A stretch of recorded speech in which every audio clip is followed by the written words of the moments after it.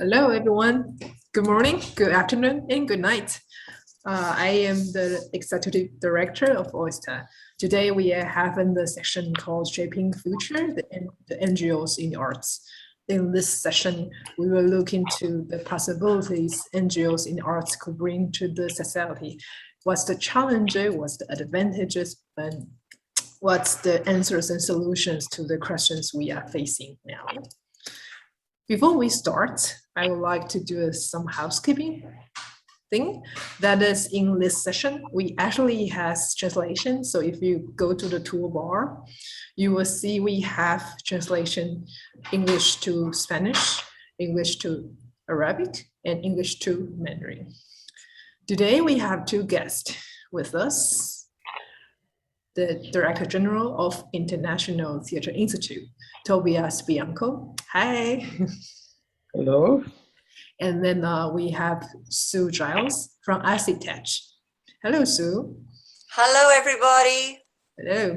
We will start with 15 minutes presentation from each organizations, and then we will proceed into panel discussion, and then we open the floor for questions. I would like to invite Tobias to give us a 15 minutes presentation. You have the floor, Tobias.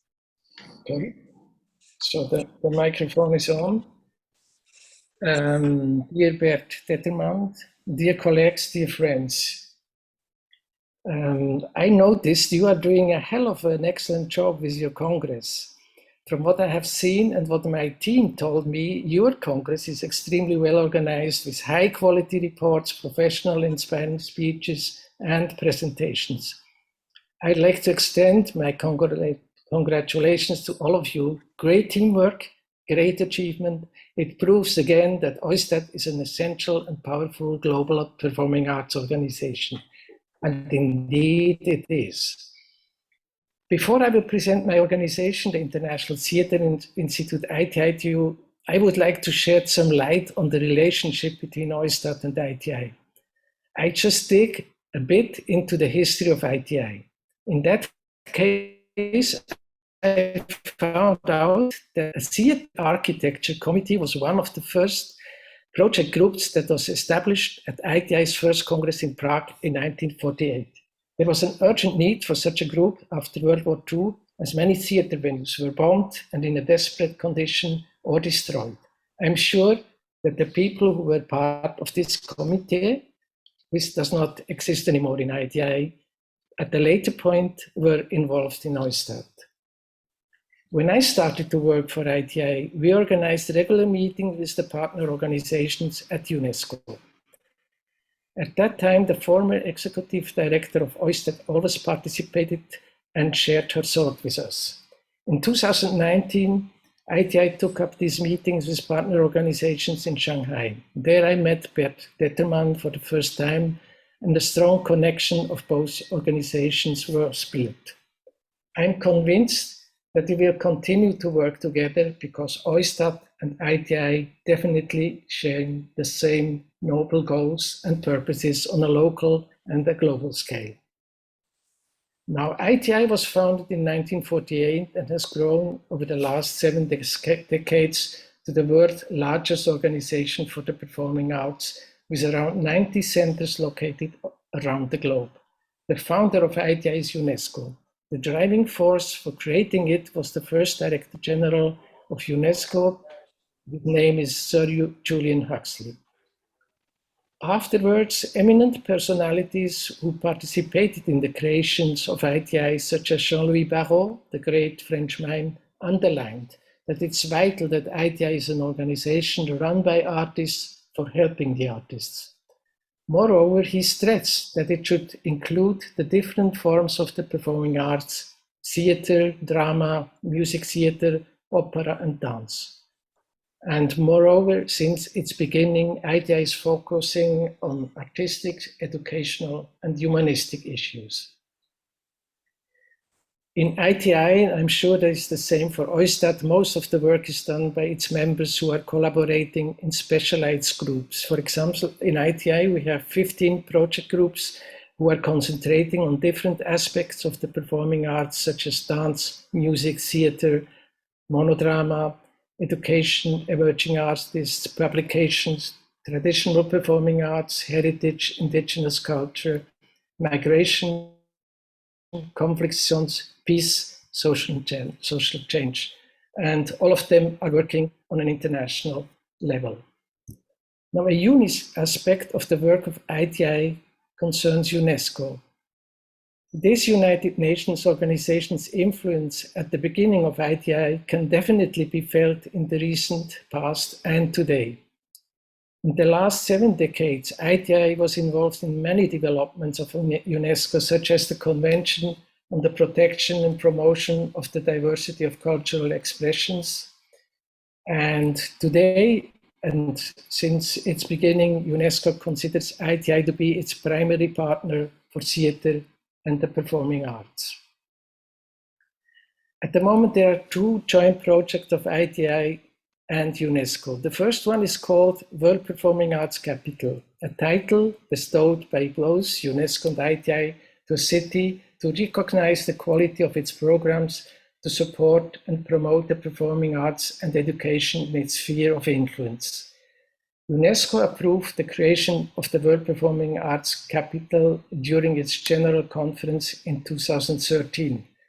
The management for the call, selection, control, and evaluation have been delegated to ITI and to partner organizations of ITI who participate in the project.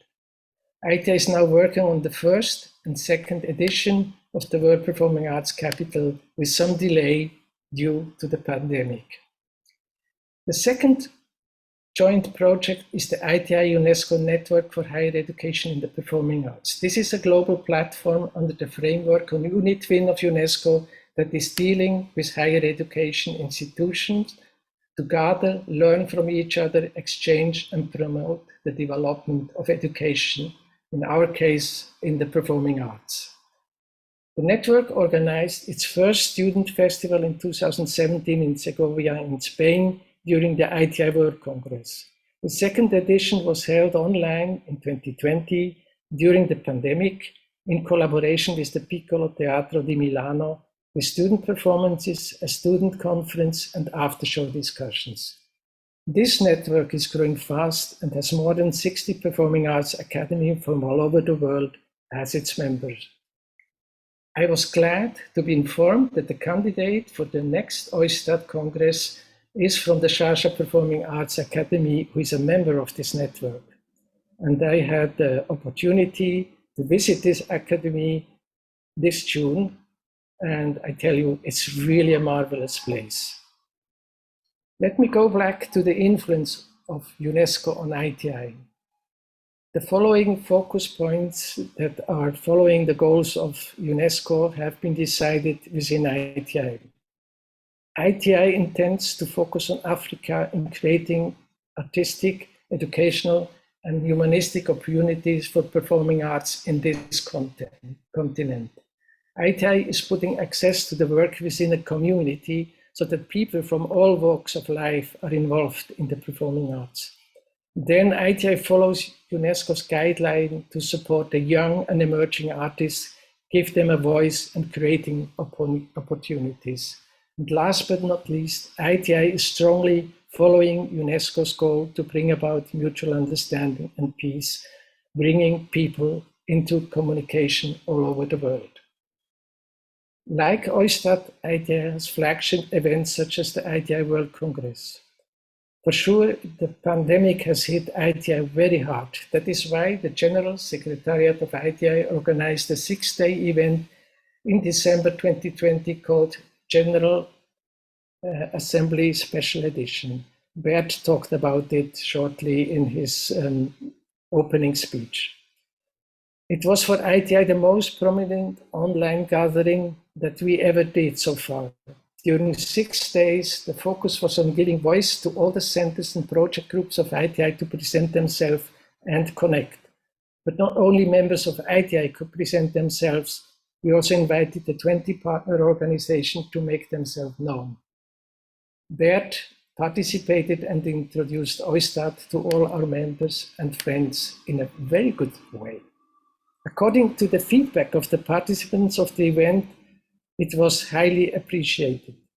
Personally, I never forget that at the end, the members were delighted to be there online and did not want to leave, just smiled and smiled. Sure, during this event, people could also voice their problems that they experienced during the pandemic and share best practices with others. Two other flagship events of IDI are the celebration of World Theatre Day on 27th of March each year and International Dance Day on 29 April. Both days were created by IDI. Before the pandemic, the General Secretariat organized these days with live events at Unesco in Paris or in other cities. But this was not possible in 2020 and 2021, so we held the events online. For both events, the centers of IDI were able to submit performances and participate in the events. This was an act of encouragement that was very well received and showed that, despite the pandemic restrictions, artists were working and were finding new ways of communicating their art. Faced with COVID-19, what IDI can do in its sphere of influence is to be connected, more supportive, and more helpful. During the pandemic until now, the Executive Council and the General Secretariat of IDI decided to increase the communication with the members, publish more newsletters, organize more meetings with the Executive Council, the committees, the regional councils of IDI. It always puts a high importance to listening to the members' problems, trying to find solutions for financial issues, and so on. It also became clear that IDI as an organization need to fundraise better, because more funds mean more possibilities for the performing artists. That is the reason why IDI has created a new fundraising working group that is now evolving new strategic plans that need to be implemented soon.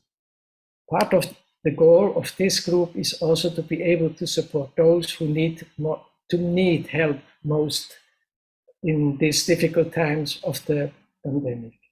Both IDI and OISTAT are part of the 20 partner organization of the performing arts that intend to evolve a strategic plan to work closer together.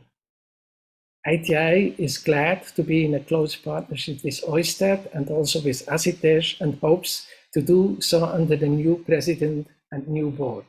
Again, my congratulations for your fantastic congress. I look forward to our future collaboration for creating together a world that is culturally rich in an environment of mutual understanding and peace. Thank you. Thank you, Tobias. Next, I would like to invite Sue from Acetate, International Association of Theatre for Children and Young People, to give us a short introduction about the organization. You have the floor, Sue. Thank you. Thank you very much. And thank you very much for inviting me to speak today. And I second you, Tobias, in congratulating OISTAT on this really inspiring conference. I wish the time zones worked a little better for me, because I'm speaking from Australia, from the lands of the Wurundjeri people of the Kulin Nation, and I pay my respects to elders past, present and emerging, and to all the people who've created art, lived and played as families, and made beautiful culture and great stories for thousands of years on this incredible country. I'm very grateful to be here in my home, speaking to you now. So I am the president of Acetate International, which is the global association for practitioners in theatre and performance for children and young people. We were established in 1965 in France, and now we're a wide-reaching association of over 100 countries on 6 continents.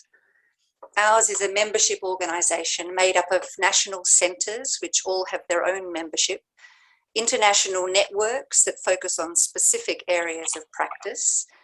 We have 6 of those. ITIAN, which is the International Theatre for Young Audiences Research Network.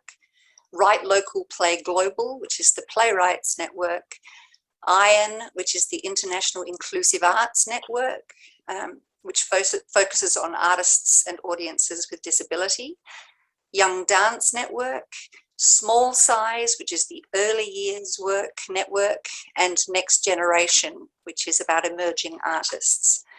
And our members, we also have individual members as well. In the association, we focus on artistic exchange and connection, advocating for the value of the work that we do and the audience it's created for, and bringing our members together in international gatherings and projects.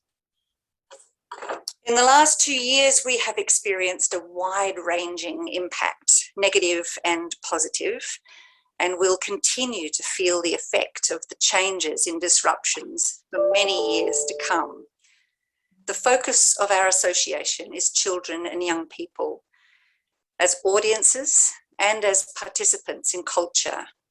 And these young people have been affected by the pandemic in ways that impact their education, their safety, their health and well-being, and their survival, as well as their cultural lives. Our work is embedded in the many stages of development across the ages of people from birth to adulthood. Our members are practitioners who are invested in the rights of the child to arts and culture and to self-expression, as expressed in the UN Declaration of the Rights of the Child, Article 31 and Article 13. And we can see the massive challenges to these rights unfolding in countries all around the world, rich and poor, as policies change or disappear, as economies struggle, and the relationship of the arts to the well-being of societies everywhere is being ignored or dismissed, and in some cases completely destroyed.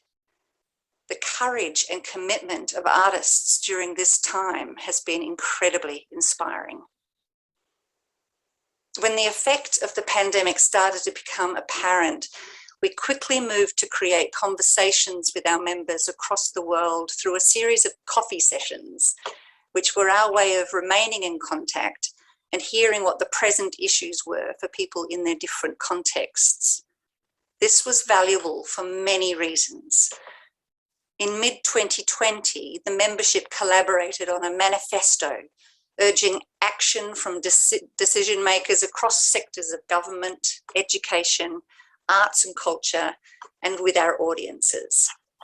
This document has been widely shared and used as an advocacy tool, as a call to action, and as an inspiration for articles and discussion. The coffee sessions also brought us in contact with people who had never spoken or never been heard in our gatherings before. People who were not able to participate because of barriers of geography, economics, or lack of access for people with disability. After 12 of these sessions in 2 different time zones each time, we had a much greater global understanding of the issues in each country around COVID-19 and its devastating impact on economics, on the sustainability of the cultural sector, the impact on education, on gender inequality, increasing gaps between rich and poor.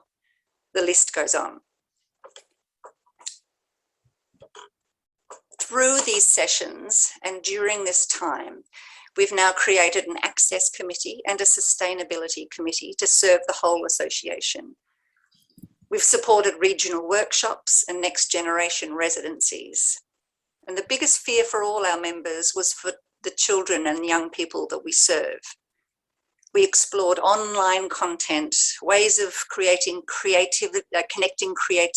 creatively with children and young people, and exploring child participation in our association, sharing best practice and good models of working. We've made resources available. We've shared links to mechanisms and tools. We've created our newsletters, continuing. We have economic equity policies. We've created national centre toolkits and advocacy tools for all our members. it became really important to us and really obvious that the best thing that we could do was to maintain as close a relationship with all our people as possible. So Louis Valente, who's the Secretary General, we're meeting all our national centres in person to find out exactly what issues they're dealing with. It's going to take a little while, but we're hoping to finish that work by the end of the year.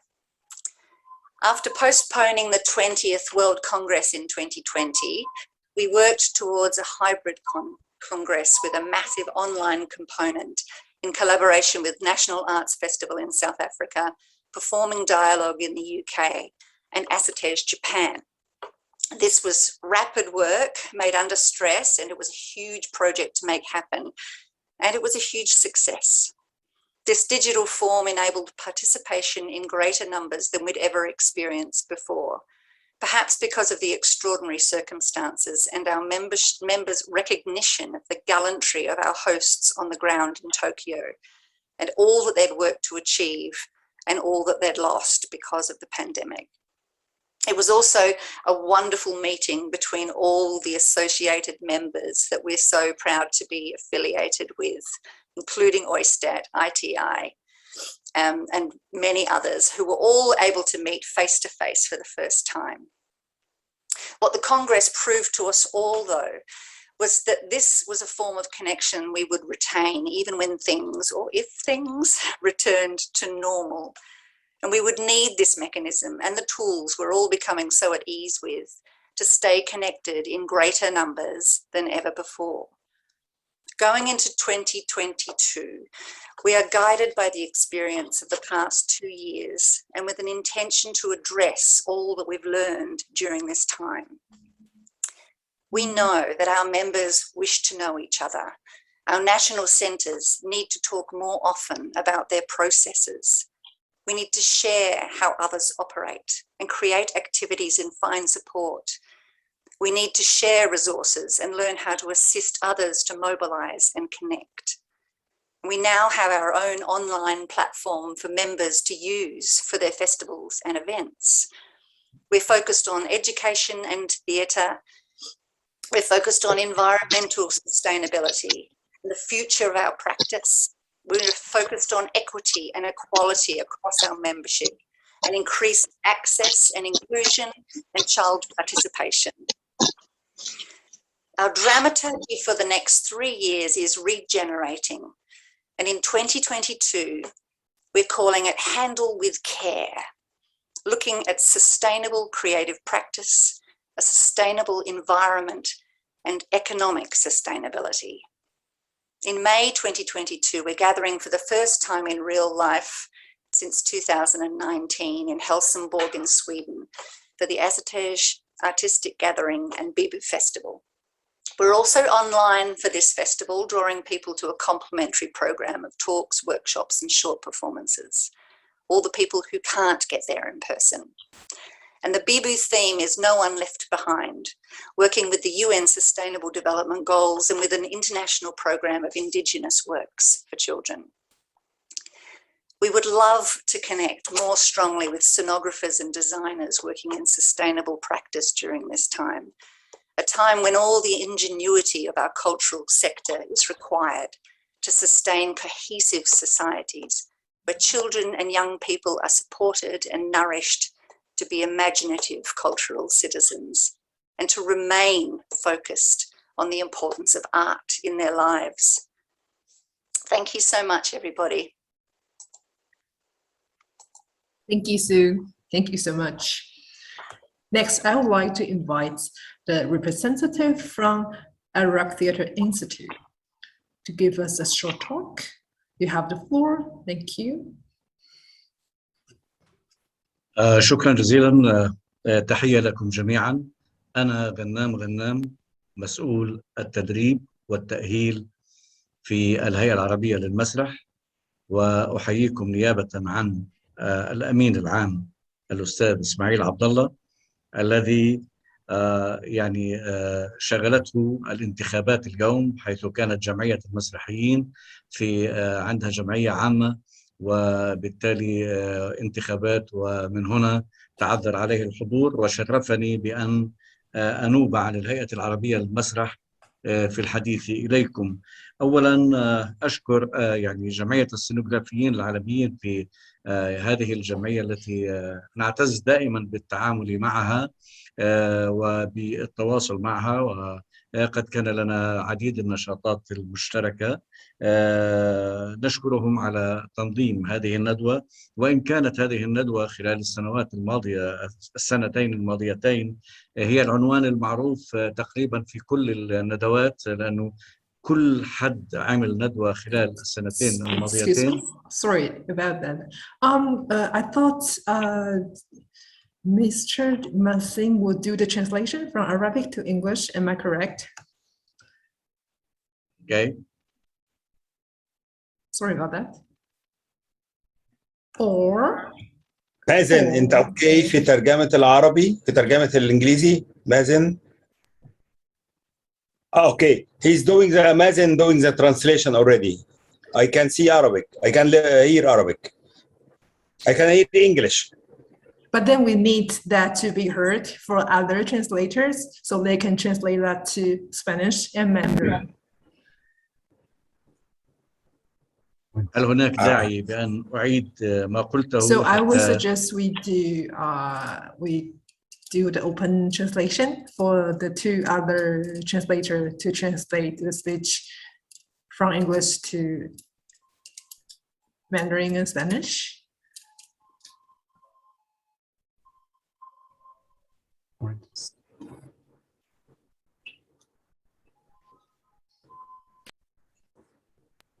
So I think in the English translation we can hear Mazen translate to English. Yes, but then we need that to be heard for the translator for Spanish and Mandarin. So everybody needs to hear that translation. So Masin, can you use your microphone and openly translate that to English so our interpreter could translate that into two other هو languages. انا بس عندي مؤتمر بس بشتغل فيه، وهكلمك بعد ما اخلص. ماشي. في عايز تكلمني دلوقتي على ايه؟ مازن انت فاتح الميكروفون بتاعك يا مازن، احنا سامعينك. ماشي. Right? Yes, Right? yes. I know it's international setting with translation and using Zoom. I know how it works. So Masin, can I ask you to translate what has been said to English? Yeah, I'm able to do that. Thank you. You're welcome. إذن مرة أخرى أحييكم. So once again, I would like to أنا اسمي غنام congratulate you. غنام. My name is Gannam. مسؤول التدريب والتأهيل في الهيئة العربية للمسرح. I'm the one who's responsible in training in the theater. في الهيئة العربية للمسرح. In the Arabic Institute. In the Arabic Institute in the theater. وأنقل لكم اعتذار الأمين العام إسماعيل عبد الله. And I'm delivering to you the apology from Mr. Ismail Abdullah for not attending. لأنه صادف اليوم أن تكون هناك انتخابات في جمعية المسرحيين الإماراتيين. Because he's having elections to attend in the Emirates Association. Yeah. وطبعا يعني نبارك له بفوزه برئاسة الجمعية مجددا. And of course we congratulate him for winning the president for the association. Yeah, the presidency for the association once again. أشكركم على تنظيم هذه الندوة. I'd like to thank you for organizing this meeting. وإن كان العنوان هو عنوان أصبح تقليديا في السنتين الأخيرتين. And if the address was very traditional in the last 2 years. لأن كل المؤتمرات تقريبا والمهرجانات نظمت ندوات بنفس العنوان. Because all the festivals and all the events have organized the event with the same address. ولا يفوتني إلا أن أحيي كل المسرحيين حول العالم وأنقل لهم تحية إخوانهم المسرحيين العرب من خلال الهيئة العربية للمسرح. And I would like to congratulate all my colleagues in the theater, and I would love to talk with them about the theater and about the art. على كل رح نختلف على الترجمة شوية أستاذ مازن، يعني ولكن he مش said مشكلة. بحاول والله بحاول. he send his solution to all the theater around the world from the Arabic theater. Yes. يعني كورونا هذه الجائحة جاءت وأثرت وكشفت وأثبتت. Right, this pandemic has proved to us, has showed to us a lot.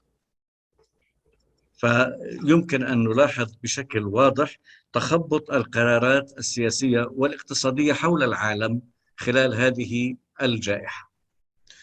So we can really see the changes economically and socially and everything around the world during this pandemic. وبالنسبة للمسرح تحديدا، المؤسسات المسرحية بعضها أحس بأنه يقوم بأعمال مناسباتية مثل قاعات الاحتفالات والأعراس. أنا متأسف جدا، أستاذن حضرتك بس لو نرجع تاني للحتة دي. أستاذن بقول حضرتك. مازن just a second please. أنا عارف إن في بعض المصطلحات صعبة شوية، فأنا هستأذن يس بعد إذنك. يعني ياسمين تحب تترجمي ولا ترجم أنا عشان المصطلحات بس؟ تحب أنت تترجمي ولا ترجم أنا؟ لا اتفضل، بما انه في مصطلحات وهيك فاكيد يعني بعطيك المجال. طيب اوكي.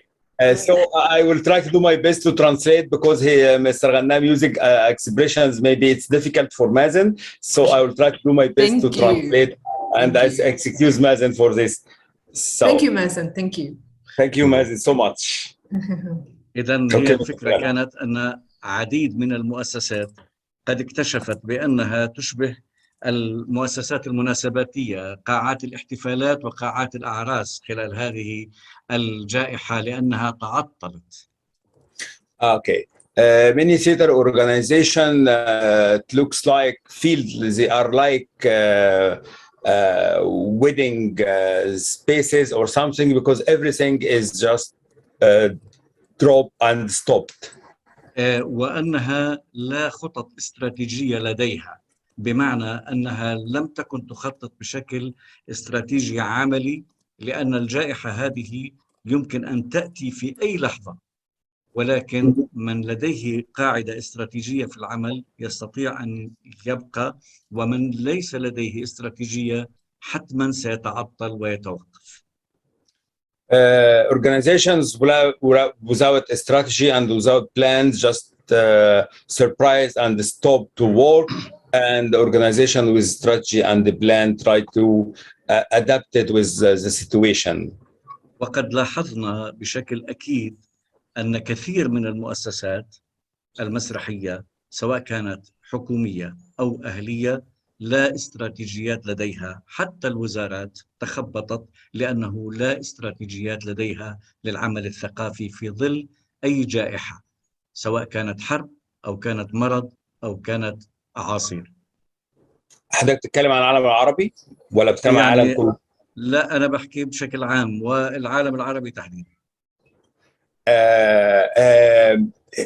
They notice in some in the world and especially in some Arab world ministries and some organizations, government or not government, they don't have a strategy and a plan to face the pandemic. Any pandemic will happen suddenly. They don't have a strategy to face it, so they stopped. ويمكن أن نشير أيضا إلى أننا وجدنا في العالم العربي تحديدا أن التنظيمات المسرحية من فرق وجمعيات واتحادات ونقابات تفتقر إلى صيغ قانونية دستورية يمكن أن تحميها كقطاع من القطاعات العاملة في مجتمعاتها. So as you notice in the Arab world, the theater groups and government or not government, they don't have a strategy to save them work when the pandemic happened. لا هو في كمان ما عندهمش قوانين، ما عندهمش They don't قوانين have any laws, any strategy, any formal status. حتى يعاملوا كأي قطاع منتج في المجتمع. يعني بمعنى أننا وجدنا أن الحكومات تعوض عمال المياومة مثلا، العمال العاديين، ولكنها لم تنظر إلى الفنانين. Okay, so I speak about art. The artist people, they don't have laws or a strategy or a status, but because the government can compensate the other people working in other fields, but nobody just take care about the artist. ومن المؤكد أن لا شيء سيعود كما كان، يعني لن يكون الأمر بعد الجائحة كما كان قبل الجائحة. لابد أن هناك متغيرات كبيرة حدثت ويجب أن تحدث. A lot of changes happen, and life in the future it will be different than the past. نحن في الهيئة العربية للمسرح ومنذ النشأة في 10 يناير 2008 بدأنا بالعمل الاستراتيجي. In the Arab Theatre Institute, when they start in 2008, they start to work with a strategy. وقد أنجزنا كتاب الاستراتيجية الأول لتنمية المسرح العربي عام 2012. In 2012, they do already Arabic theater strategy to work for the future. ووزراء الثقافة العرب قد وافقوا عليها في عام 2015 كخارطة طريق. The majority of Arab culture ministries accepted and they signed it as a plan for the future. وفي 2014 وضعنا استراتيجية تنمية المسرح المدرسي في الوطن العربي.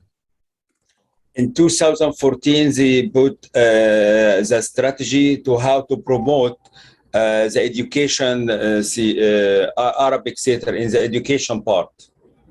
وله خطة تمتد من 2015 إلى 2025. And they have a plan for it, that the theater in schools. And the plan, it's from 2015 until 2025. ولذلك عندما حدثت الجائحة لم تتوقف لدينا الفعاليات والنشاطات والأعمال المشاريع، لكن ربما تكون قد توقفت المهرجانات. When pandemic happened, the only stopped is the festivals, Arabic festival in this time, but all the work and other events still working. وتحديدا المشاريع. إذن المهرجانات ليست هي كل الشغل بتاع المسرحيين. All the projects still running, and so that the festival, it's not the main work for theater people. من هنا نستطيع أن نقول أننا في الأعوام ما قبل الجائحة دربنا 8,000 معلم ومعلمة على المسرح المدرسي.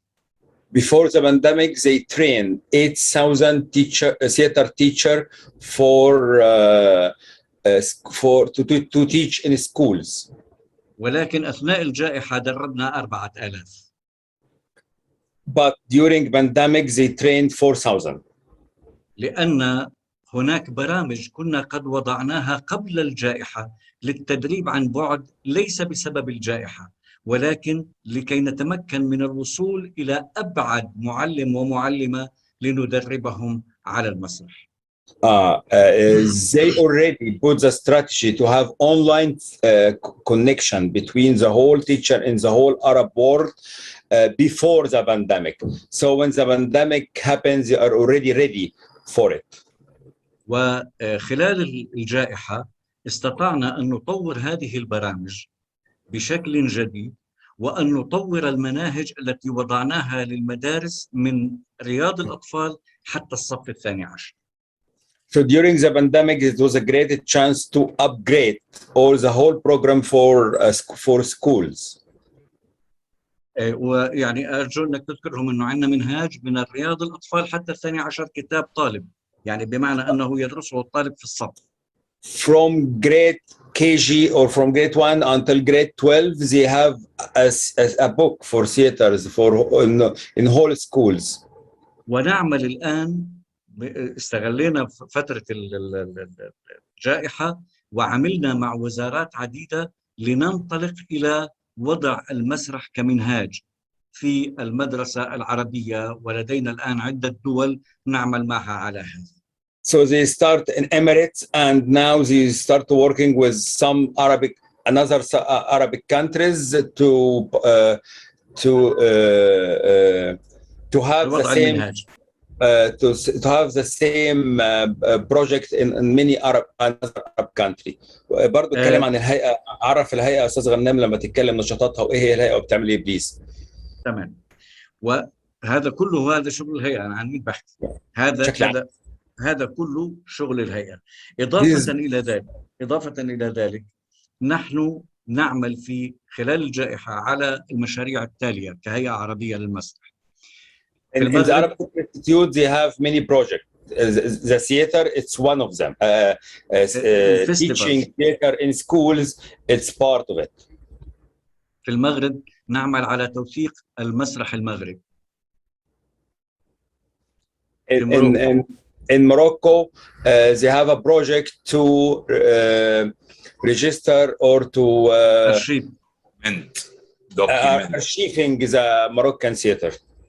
وفي الجزائر عقدنا أكبر ندوة فكرية عن المسرح الجزائري وهي همزة وصل اسمها. And in Algeria, they have another big forum about the Algerian theater. في السودان لدينا مشاريع، وفي فلسطين لدينا مشاريع، وفي الأردن لدينا مشاريع، وفي العراق لدينا مشاريع، وفي الإمارات وفي منطقة الخليج. إذن المشاريع تعمل بشكل متواتر وكبير ولم تتوقف. أنا أشير مرة أخرى بهم مش أطول عليك، إن النظر إلى توقف المهرجانات على أساس أنه هو المصيبة الكبرى، هذا يعني أن هذه المؤسسات ليس لديها شيء إلى المهرجانات. Arab Theatre Institute, they have projects in more than 10 Arab countries. They promote theaters in Arab countries, and he said any organizations that just depend on festivals, they do nothing, because when the festival stops, they stop. So they work in Arab Theatre Institute in festival side to side with many other projects. نحن انتهينا قبل أيام من تنظيم أكبر مسابقة في تأليف النص المسرحي وأكبر مسابقة في البحث المسرحي العلمي الذي يقوم به الشباب. Last week they finished the biggest playwright competition and theater research in the Arab world. وتفاجأ بأن هناك 1000 مشاركة خلال فترة الجائحة.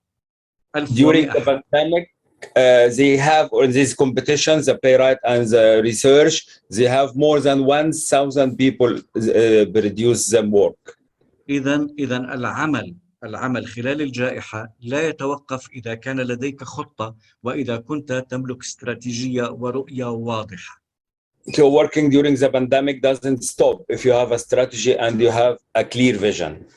طبعا احنا مثل الآخرين، أصلا احنا في الهيئة العربية للمسرح أول من ابتدع العمل في المسرح من خلال وسائل التواصل الاجتماعي ومن خلال البث المباشر للفعاليات وين ما كانت تكون ومهما كانت تكون. وقد غيرنا بأسلوبنا هذا طبيعة الإعلام المسرحي العابر للسوشيال ميديا في الوطن العربي منذ عام 2011.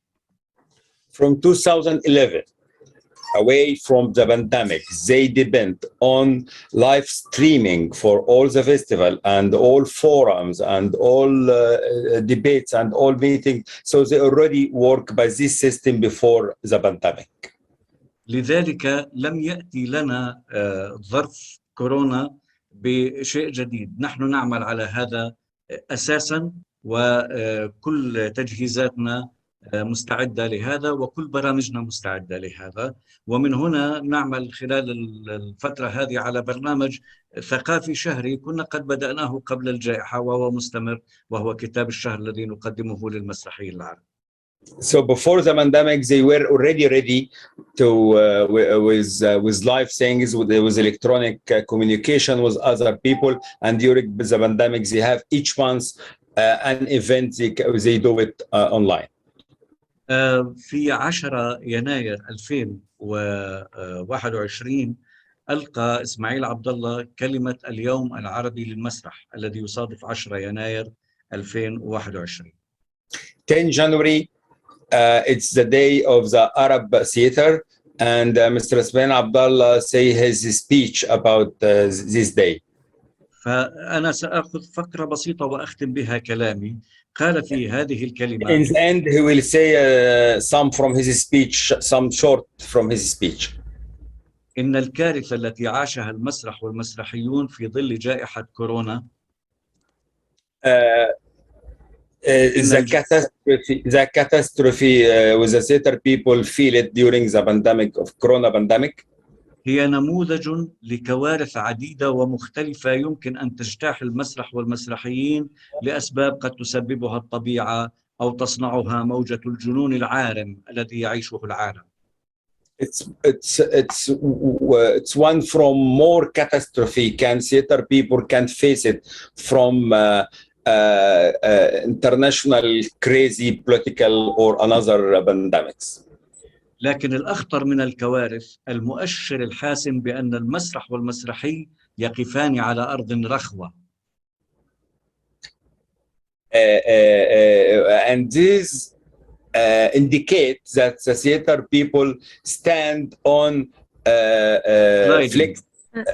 unsuitable unsuitable floor or unsuitable land. Yeah. قابلة للانزلاق والانجراف والانهيار. أقول بالعربي أحي.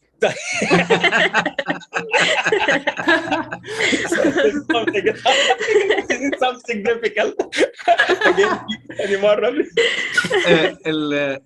الخلاصة أن على المسرحيين أن يناضلوا من أجل انتزاع قوانين تكفل حقوقهم في الإبداع وفي الحياة. Yeah. The conclusion of his speech that the theater practitioners has to grab their rights and creativity in life. No, they can fight for them rights. Okay. Thank you. Thank Thank you, Hassam and Yasmin, for that. Thank you. I love it. I want to add more things about Arab Theater Institute.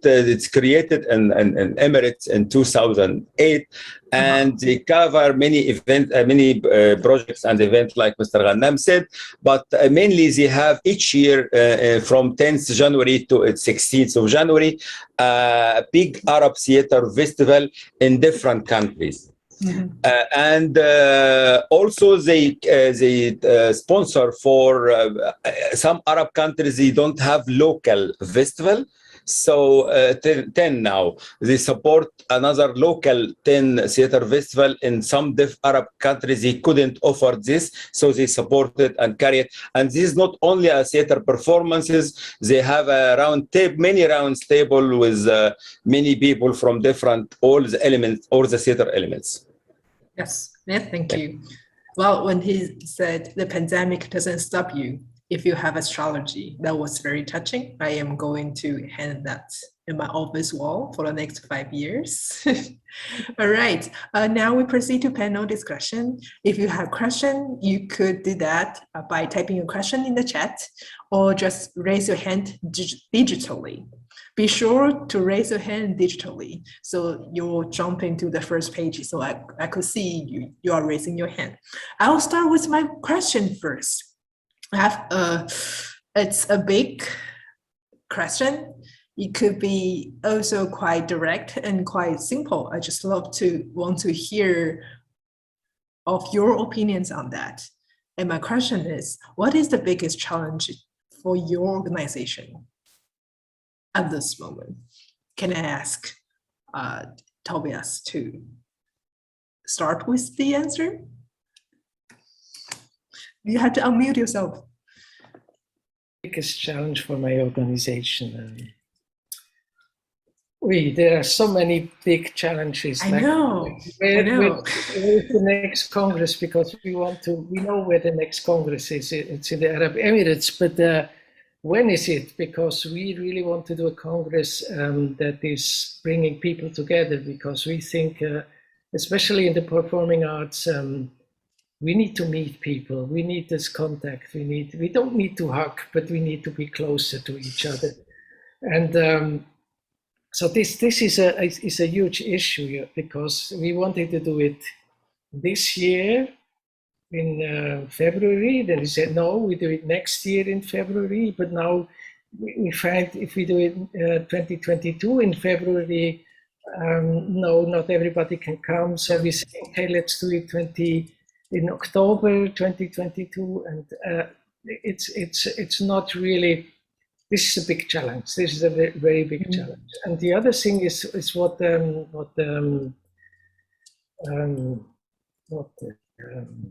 Sue said, and it's also for us to be closer with the people is extremely important. But not only with our members, we also think the theater, from my viewpoint, is for everybody, not for an elite, not for a group who say, oh yeah, yes, I know, etc. It's for everybody. So to reach out into the society, to bring theater to everybody is a never-ending story. And I think this challenge we never should forget, like that you see, like we have so many billion people on this earth who never have been in a theater, who never have really been able to experience the magic that we have experienced, etc. So to bring them, to include them, not I'm not for consumerism, not to sit there, oh hello, this is a children's theater, or this is an intellectual theater. No, to involve them in learning to play a role, etc. This is a huge challenge. And then there are many others. I have to apologize, like it's too late for me to say more on it, because it was a very long day for me. But the challenges are big, and we are really working on it. Yes, I am totally with you. Normally, I plan things 6 to 8 months ahead. But after the pandemic, I have no idea what will happen in the next 2 weeks. So I have to change my strategy. I have to change my mind of working or processing things. It's quite a journey for me to change the way I think, to change the way I work. I think the COVID-19 has changed everything, mostly how we work, how we think of things.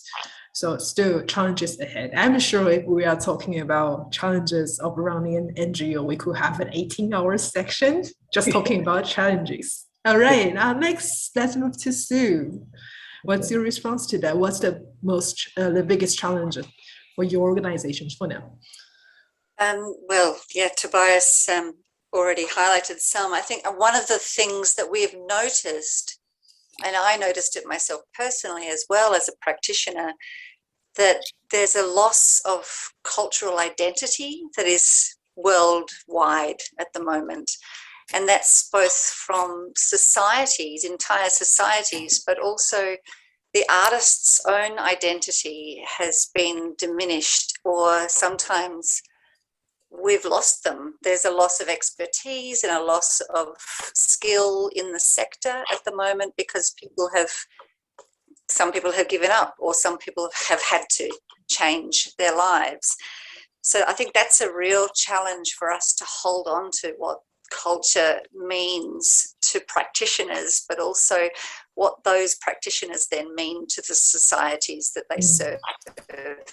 And that for me, the biggest challenge, and it always is the challenge, even without a pandemic, but to re-emphasize the value of what we all do and the importance of art in our reimagining, in our imagination of how the future is going to look. That's massive. And I guess specifically for Acetate, the big challenge is how to centralize the importance of children as cultural and young people as cultural citizens that have value as well.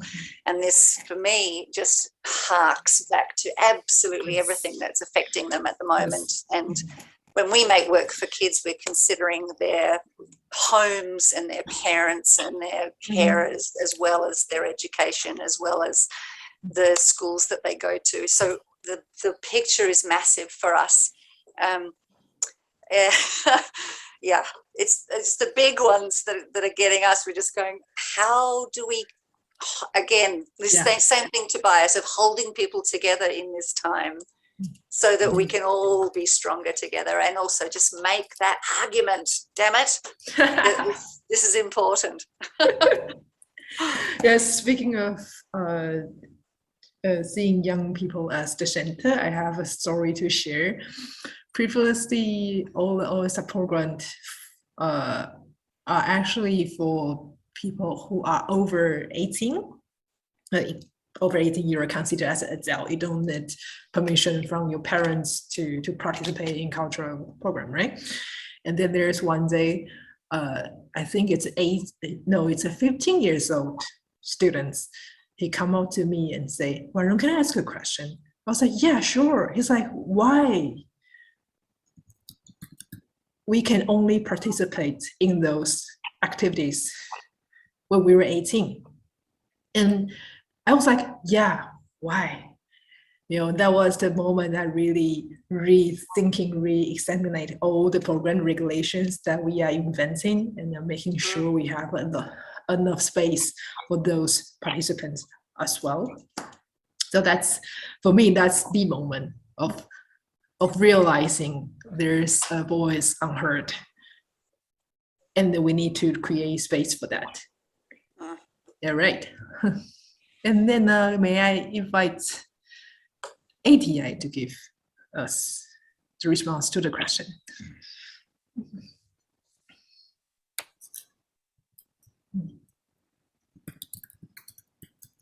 تفضل يا أستاذ غنم، ردك على السؤال التحدي للوضع. أكبر تحدي في المؤسسة بتاعت حضرتك للوضع.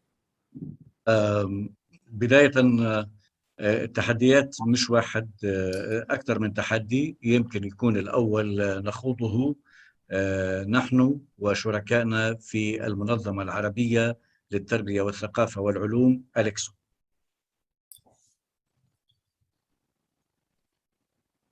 التعاون ما بين معلش اسم المؤسسة تاني إيه؟ أليكسو. نعم. Okay. The challenge for them, they work with what called Alexo Association. تفضل. نعم. نعمل نحن وأليكسو لتفعيل دور وزارات الثقافة ووزارات التربية من أجل وضع برامج تدريب وتأهيل في كل المستويات. They're working with Alexo, with ministries to put a curriculum for either the ministries of culture or the schools, or the teaching schools, or the Ministry of Education, to put a curriculum to work on. ونتوجه إلى الدول الأكثر احتياجاً: الصومال، جيبوتي، جزر القمر، هذه موريتانيا. هذه الدول التي تحتاج عمل أكبر من الدول التي فيها حراك مسرحي مثل بقية الدول العربية. First countries they go for is the countries that the most they need that mostly. So like Somalia, Djibouti, they need the theater work into their society first. وبالتالي هو التحدي الأكبر هو كيف تقنع الوزارات والحكومات بأن تتخذ خطوات عملية حقيقية من أجل التغيير، خاصة أننا نؤمن بأن تنمية عمرها 20 سنة يجب أن تبدأ الآن من المدرسة والطفولة.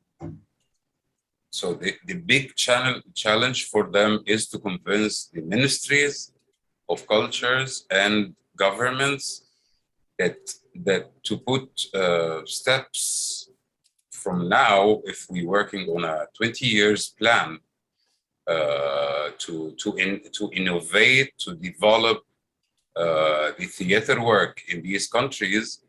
If we put 20 years plan, we have to work from now in order to see the result after 20 years.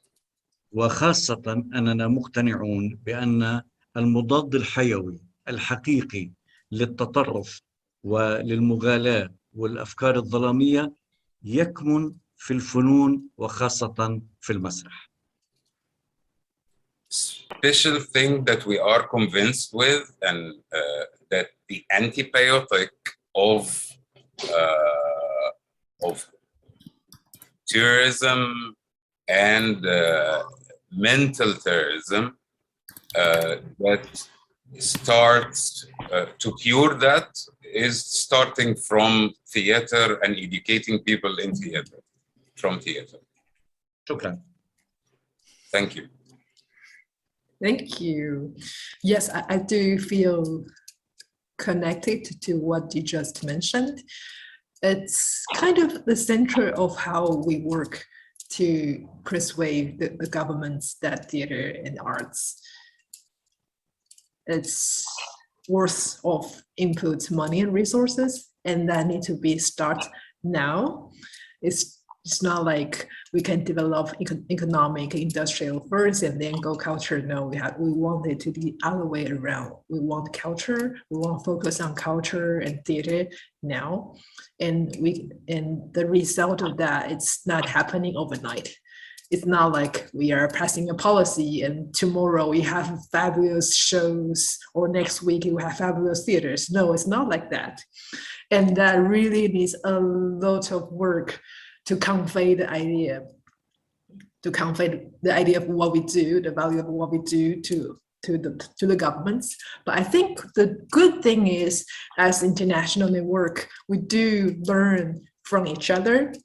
For example, I learned how my Brazilian colleagues are talking to their government. I learned from how my Portuguese colleagues are talking to their government, and I take that back to Taiwan to develop a strategy that is suitable in my society, for my culture. That's the good thing when we are all working in that international organizations of arts and we are all focusing on similar targets. But then, as Hassan, you had your hand raised. Go ahead. After you finish, okay? Take your time. Sorry? Okay? Take your time after you finished. Oh, I finished. Yeah, go ahead. Okay. Just I want to mention something really important. What makes United Emirates is special in theater is the ruler is His Highness Sheikh Sultan.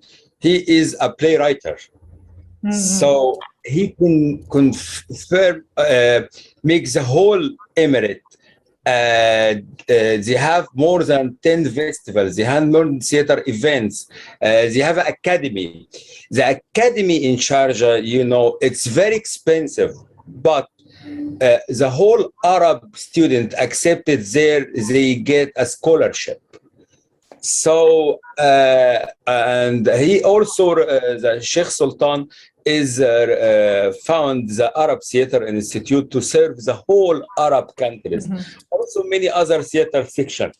Mm-hmm. So for this reason, when I start to cooperate with people in Sharjah, because I attend there many festivals with them in Emirate or in Sharjah or outside Emirate, even in Fujairah or other countries. They concern really about theater from different generation and different elements. So His Highness Sheikh Sultan really do a lot, many efforts for theaters, and I think he support our file also by himself. So I hope to connect for the Arab or the whole Arab world. It will be nice for the future. So thank you so much. Thank you, Hassan. Thank you. I hope so. I hope the same. So we would strengthen our connection to the Arabic world in terms of theater and in culture. I see Abby raising your hands. Abby, go ahead. Yes, thank you. First of all, I'd like to thank you very much to Tobias, Sue, and Mr. Gammon to make time and being here in this session with us. It's very inspiring to hear from all your experiences, and for sure we have lots to exchange and lots to learn from, both from all of your experiences. I would like to bring quick questions separated. So I think first for Sue. So I heard about Acetate before because I've been 20 years involved with Paideia, Associação Cultural in Brazil, São Paulo, Aglaia, and Amaury Falsetti.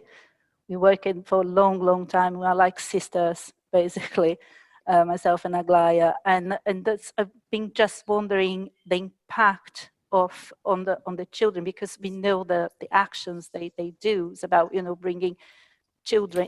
It's more about the social aspect of the theater. When you go in the situation through pandemic, whatever, doesn't matter how much we organize ourselves, what we do, but in the end, when you work with the children and youngs that couldn't be together out of their houses, sometimes very poor houses, very struggle families, and they cannot come to the theater for this. It's educational, therapeutic, whatever this activity that they would do through the companies that work with children and youngs. And how did you see what's the outcome of the pandemic from the many organizations around the world under the Acetate? Did you have the discussion recently in, I think it was in Tokyo, the last meeting? Because I couldn't follow, but I would like to know what the outcome, the general just perspective for getting them back together, Abby. because the big lack on the education and social. Yeah, the Congress highlighted a lot of the problems that we're going to face in the next few years as well, because we know that the effect of the pandemic is going to be quite long lasting, especially for children and young people, because their mental health has been affected so deeply. There's a lot of concern, especially around arts and education and cultural education, and the position of arts practice in education and schools around the world. That's coming from many, many countries. There's a lot of discussion around diversity and equity and the rights of minorities and people's, especially when children are being marginalized and lacking education, and gender inequality is happening through those gaps as well. So in terms of the sort of social awareness of children, it's greatly heightened during this time.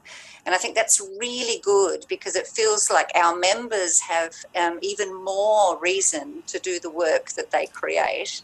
And the power of what we can offer is shifting outside of theatres and into other aspects of people's lives. And I think that's something that the pandemic showed us, is that people had to be really inventive in how they presented their art. And instead of relying on traditional theatre forms, we've gone into streets, and we've gone into immersive participatory works, and we've gone into supermarkets and backyards and into cars. And like, there's an enormous desire to reach our audiences, and that and online, and really trying to reach people online and finding creative ways of doing that has been one of our big challenges too, hasn't it? As Tobias pointed out, we want to be back together, but we have invented extraordinary ways to make things possible, especially for the very youngest. Yeah. I think that is going to be a push going forward as well. And I'm looking forward to speaking about, to listening to the conversation in Brazil later this month at the Paideia Festival, and really hearing some of that conversation too.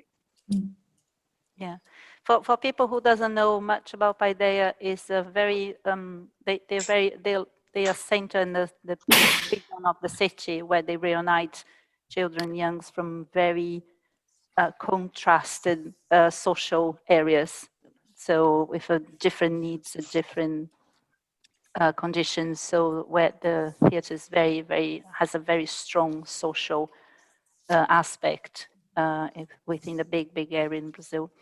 Thank you, Sue. I would like to raise a question to Tobias. Tobias, you have been just quickly searching about the amount of members, and the ITI is impressive, and it's very much based on the education or higher education, but also the platform of performative arts. Do you have a connection with the Hemispheric Institute as well?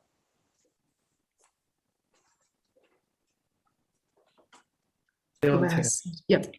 No, we don't have, no. Don't have, because the Hemispheric, for me, it seems like they do a lot of practice. They have an immense library as well, an online library, and they are crossing the Americas. They reunite North, Central, and South America. So it's another orientation that will be very interesting. If you send me a link or something like that, then I will go in touch with them. Yeah, and thinking about this collaboration between different NGOs, I think is very fruitful if you do this more often, to be honest. Yeah. Yes. I have a question about the Hemisphere organization. Are they an arts organization, or they're an arts organization?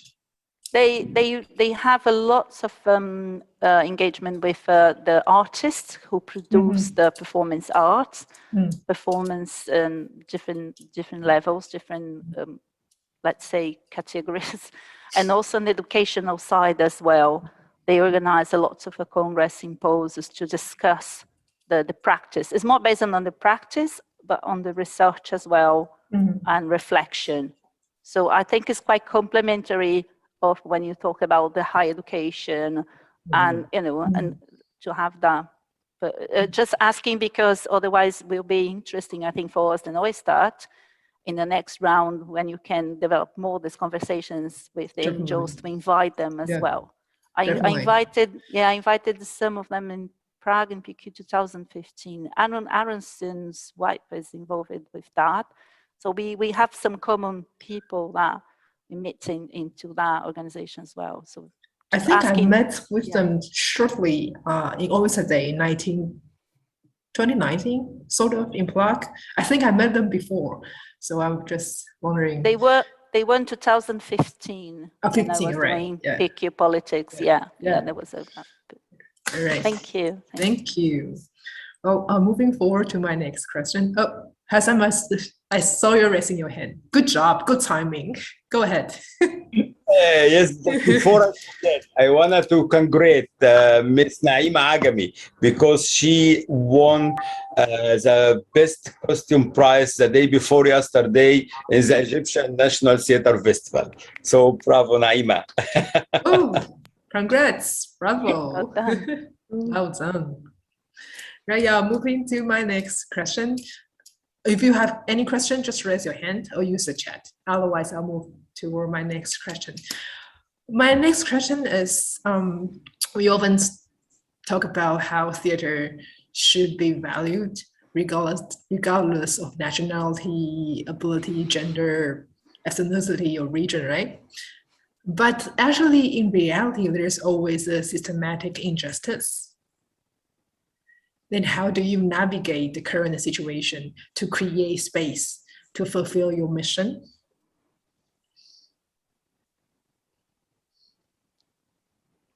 May I ask Sue to give us your thoughts on this?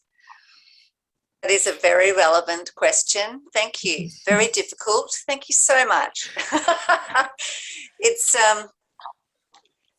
look, as an international association, believing in generosity, in equality, in inclusion, in access, in no borders, in no barriers, and trying to be as non-political as possible. We are constantly coming against politics.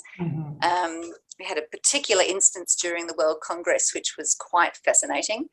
And it's very, once you, like we work with it in that we find it everywhere, but what we try to uphold is what we believe as an association. And so it's like trying to go in with this clear space of understanding that is about our relationship with the world and what we are trying to achieve within the situation that we're in, and having those conversations. And it's absolutely about the conversations and really trying to talk around the issues that we're finding. And often for us in particular national centres, there's a great deal of gatekeeping, so that people are holding knowledge close, they're holding information close and not sharing with members, or excluding people for particular reasons. And that's against the constitution of our association. And so we work from a constitutional basis to be very clear about where we stand and why association with Acetate means that we all have the same rules. How that plays out country to country is still very different. But it's one of the central things that we're trying to focus on. Yes, I feel the same here in Oyster. Speaking of the layers of communications we need to go through within the organization, that actually we could talk about that for another 24 hours. And I would like probably to share some really terrific stories as well. Exactly. I always say I'm going to write a book about it. Right. And the volume of the book is like growing and growing and growing and growing. Right. May I invite Ms. Gammon to give thoughts on this?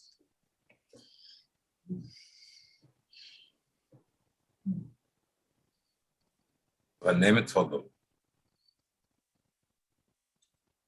يعني ما فيش يعني إضافة الحقيقة للي قالوه كله مهم.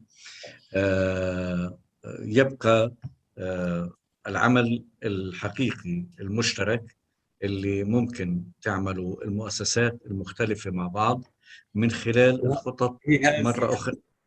He has nothing to add now except he appreciates the work, the collaboration work with international people through organizations and. اسمح لي ومن خلال تثبيت هذه المؤسسات لمسألة العدالة والحقوق بشكل أساسي. Through if this organization fix and write the whole set of people rights and save it. العدالة في أن يتلقى كل المسرحيين في العالم التدريب والدعم الكافي والمتساوي. He wants to all the theater people around the world has the same good training, equal good training for all people around the world. For theater people around the world.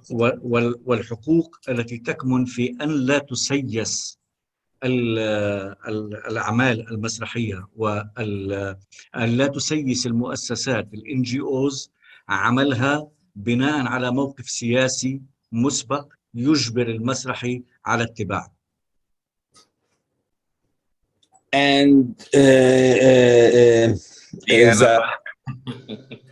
the organization not insert political things in the theater works or the theater funds to force the theater people to follow it. Just put the political away. شكرا. Thank you. Thank you. And then my question to Tobias, it's one step further. That is ITIs and international organizations affiliated with the UNESCO. However, we know that their countries are not member of the UN, so they are automatically excluded from UNESCO and the UN framework. So how do you create space under the UN and UNESCO framework? I have not much to say to this question, but something that is on my tongue is basically more the question that occupies myself is, what is theater? What is theater? And I look at it in the cultural diversity, and I observe. I have been in your country, I have been in your place, etc. And I think, and also like when we invited Lin Wai Min to perform in Paris and to make the speech for International Dance Day and bring his group. You see, like when I look around the world, I can see and I feel the more I go to theater, there is a lot of hegemony in theater. A lot of what is theater, and everybody knows what is theater, etc., etc. And I have seen in Bangladesh, in Vietnam, I have seen wonderful things that you cannot say, that people probably would say it's not theater, but for me it was mind-blowing. And I follow this question of cultural diversity extremely strong. And you see, like in a country, you can have so many different forms of performing arts, traditional performing arts, heritage, cultural, intangible heritage, but it's going to disappear because there is other forms of theater who push it away. And I can see that everywhere. And for me, that is much more interesting. And I have persons in my surroundings, like Lemmy Bonifacio from New Zealand, who are really trying to think, what is the origin of theater? Where does it come from? How can indigenous people express themselves in a way they consider theater? And I think this is more an issue. For sure, in my heart, the whole world, all the performing arts, independent of where they are, etc., they have space. But this is something I look at it at the moment. How do people express themselves? Lemmy Bonifacio is a good example. He works with really Maori people, and he lets them create theater and dance in their own way. And I think this is something that touches me much more than any, is somebody part of UNESCO and is somebody not part of UNESCO, etc. And also for me, the human being is the most important thing in the whole performing arts. And it's not to who it belongs, it's not his political, it's not his political thoughts, etc. It's also not his sexual orientation. I think it's the being who expresses his life in creative form to other people. And this is what is, when you ask me what is important for me at the moment, is to research it further and to really bring a world together where there is mutual understanding. And it means, okay, respect the other one, respect that he thinks different, he has another sexual orientation, he has, but respect is so important in life, in all our lives, and it's the same in the performing arts. This is what I follow. And so I cannot give you any political statements because I'm a poet and I'm not interested in politics. I thank you for that. I totally agree with you. I always believe that arts, or should I say theater, it really can create space within the political structure. And what you did in ITI is the embodiment of that. Thank you for that. We are running out of time. I move to Dinesh. You have a question. Go ahead. Thank you. Thank you for the wonderful ideas what you have been sharing. And I think this is more an observation than anything other, or a comment or a question. I completely agree on the thoughts that how the dominant culture or dominant practices, I would not say culture, dominant theater practices has been kind of pushing the indigenous way or the marginalized community. And it's been observed that these dominant practices in theater has been pushing so much so in design practices, in general performance practices, that they overpower the marginalized community or the culture, which those don't have mean to project their practices onto the world platform. And what it looks like that what we see on in terms of the presentation on the internet, and also presentations or representations in conferences or festivals around, we believe that this is what the standard. And I wonder whether the organizations like UNESCO or any other big organization have any mean or any way to support those communities, which in their own way, they are majority culture or they are majority practices. For example, the examples just came on the practices in Vietnam, the practices in Bangladesh, the practices in India. Do the organizations has mean or any support structures to bring these comparatively economically weaker societies for the global representation? Thank you. Mm-hmm. Mm-hmm. So, yeah. Can I answer? Sure. Sure, go ahead. Okay, I think, Dinesh, I think, I'm sorry, I don't believe so much in governments. I believe in you, and I believe in each one of you that I see here. And what we are doing, even if it's only a drop on a hot stone that evaporates, it's important what you are doing. Each one of us, if we do what we believe, what's in our heart to do, then we can change the world. And I remember it was not the ruler of Sharjah, it was the ruler of Fujairah. I said, oh, we should convince the governments. And he said, no, you should not convince the governments because they change all the time. You should convince the people. And he was so right. And I think, and we have to influence the individuals so that they give voice to what they want to do. And we have to care. We have to respect, independent of any socio-economic situation, what the other people are doing, and we need to help them. If let's say in your country or in my country, somebody has a good idea, we need to listen and we need to empower them to do what they want to do, and it's the individual. I don't believe that it can be ordered by any government because this is already against artists. If the government says it, no, I don't want to do it. A little bit, for sure, I agree there should be policies, etc., and everything should be better. But individuals, the artists, they have so much power. They can bring an audience, each one in the audience, into a magic state. And I think this is what we are going for. And yes. I don't think any politicians have ever done this to me in such a way. So let's go for the arts and the artists. Sue, thank you.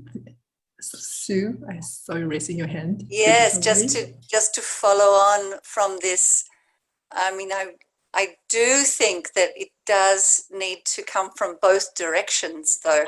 Yeah. And when it can, it really does make change happen very quickly.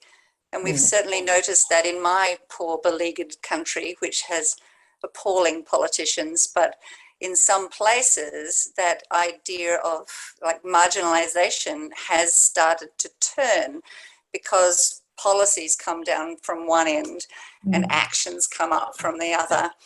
And because of those policies, people are mandated to make change. And I think that's really important to keep in focus as well.